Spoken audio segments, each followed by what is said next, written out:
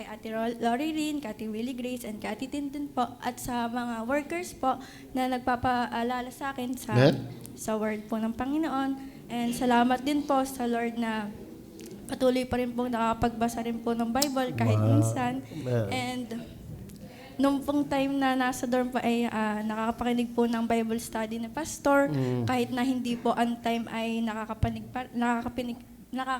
pa rin, and nabibless po ako doon. And nakakatuwa din po na yung mga kasama ko sa dorm ay nakakapakinig po sa inyo kahit na minsan ay nung una po ay nagtataka, sino kayo nasigaw na yun? Nagtataka po bakit sabi ko na lang po ay yung word ni God. And sana po yung nabibless din po sila.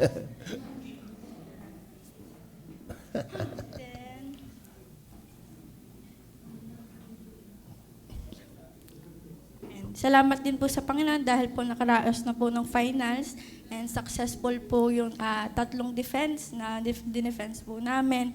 Tsaka po yung mga final exam. Salamat din po sa Panginoon sa good health nung time ng finals, and na almost 1 month po na 2 hours lang po everyday ang sleep. Kasi po, syempre po, dami pong kailangan tapusin. And ngayon naman po ay nakakabawi na ng tulog. And salamat po yun sa Panginoon. Biyaya lamang po.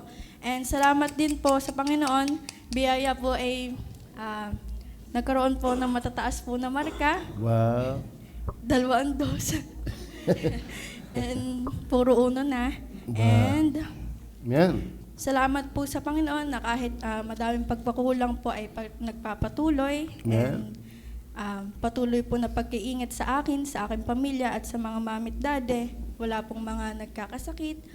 And salamat po at nakasimba na po uli. I hope po na magkaroon pa, I hope po na makapagpatuloy po sa Panginoon at magkaroon din po ng biyaya ng kaligtasan.